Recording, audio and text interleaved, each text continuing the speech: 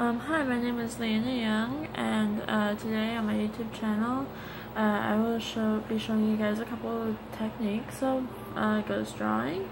I'm trying to start a YouTube channel on artistic techniques.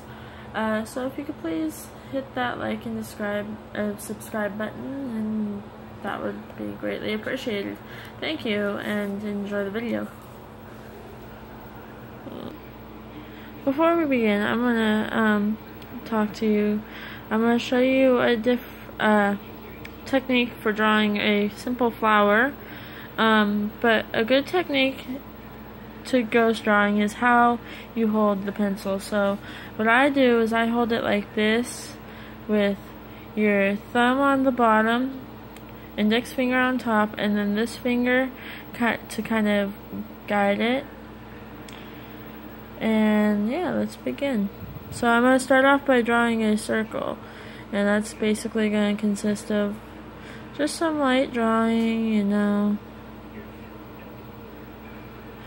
Doesn't have to be perfect, and in fact your ghost drawing should be multiple lines. It shouldn't be one set line.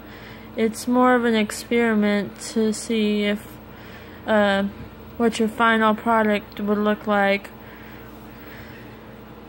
And so I'm gonna just go like this, maybe give it a little bit of a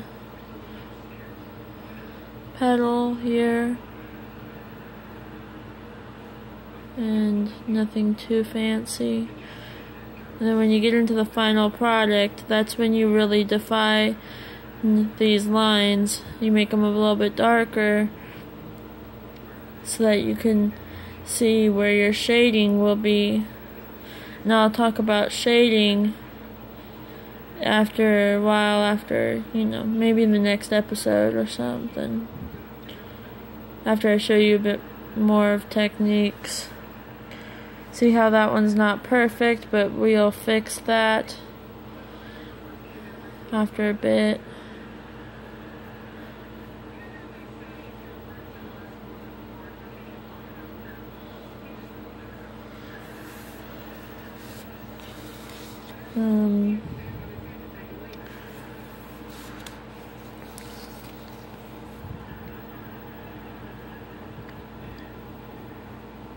And again, ghost drawing is not a finalized line. It's more of so you can get an idea on where you want your picture plane to be before you make your final call. And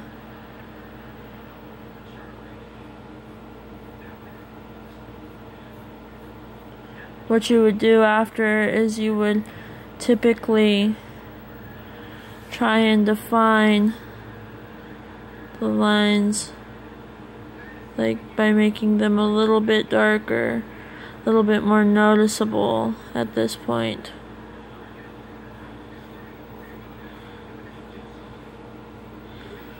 More noticeable. And then when we're done with this, I'll show you guys a good way of contour drawing. That's where the line is already finalized, but it's a bit more tricky than this here.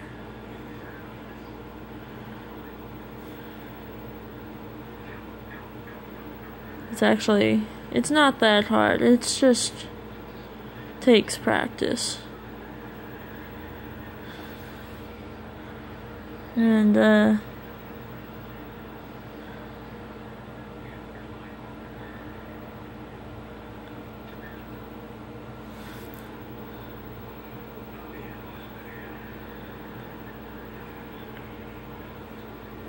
what you could do is, if you have an eraser available, you could erase all the ghost drawing that you did.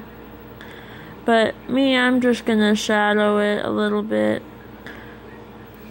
So what basic shadowing is you just kind of start off with a bit darker, and then as you go and move towards where you want your lighting to be, you just make it a little bit lighter so that it's not all dark and it's a bit more defined. So I would make it more in, and you're gonna wanna, as you go, alleviate some of the pressure on your pen or pencil or whatever. You absolutely can do this with a pen. It's a bit harder, but you know,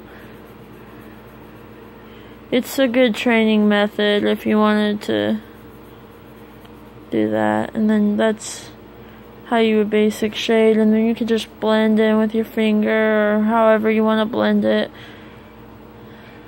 I just use my fingers, and it's not absolutely perfect, but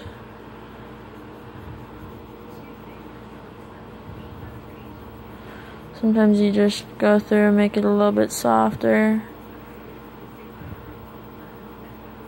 less rough.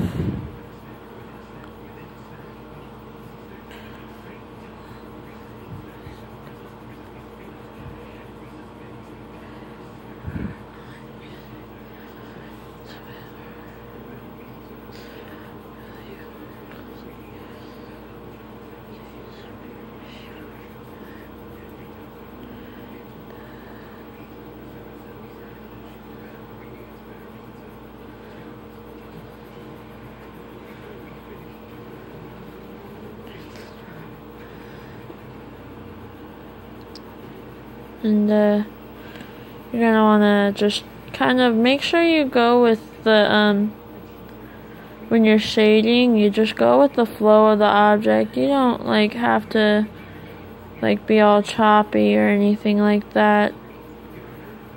Sometimes, you know, you'll start off choppy and then you can just make it a little bit more soft, but a lot of times it doesn't really work out that way, but you know. And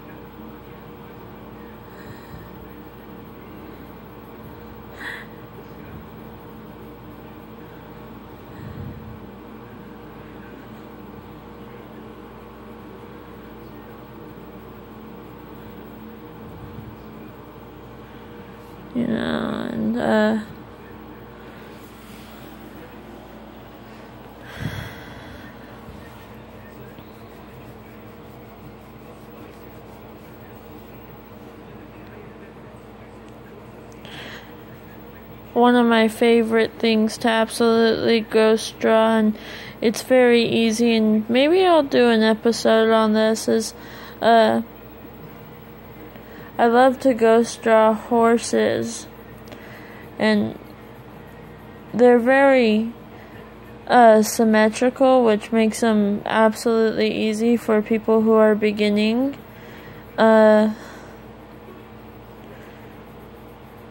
Shading them is a bit different because of their symmetry.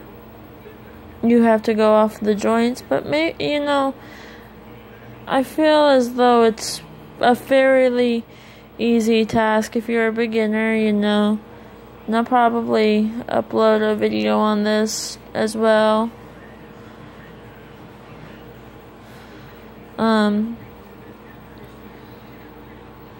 This is just a basic flower.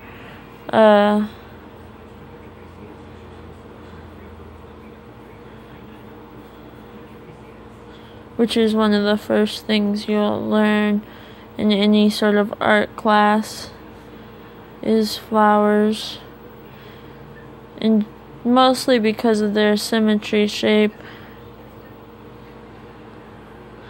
a lot of art teachers try to keep basic symmetry, and then they'll teach you more complicated shapes and shadows and all that as they go.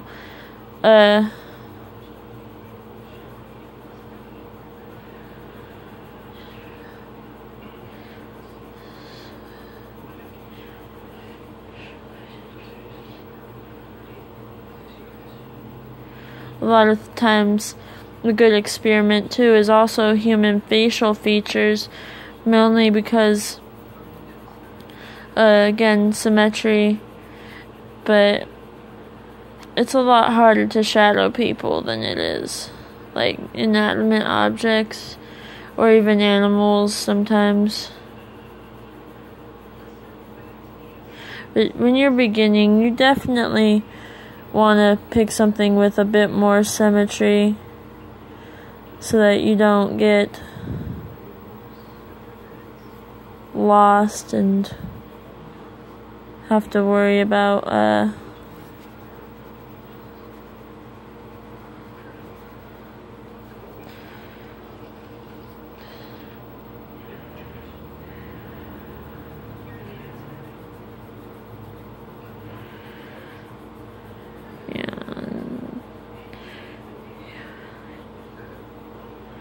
and don't worry, you'll make mistakes, and everyone does. Hell, even I make mistakes. I made a big mistake on this one, but it's, a lot of times you can fix your mistakes, or sometimes you can just move around them and make them part of the image that you're trying to create too. It's not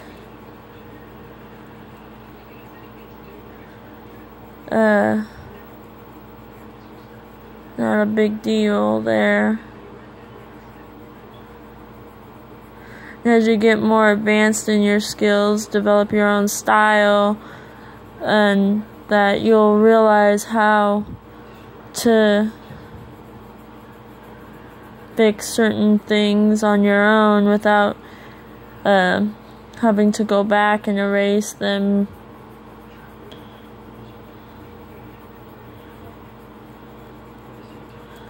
I hope to get more into painting as this series progresses, and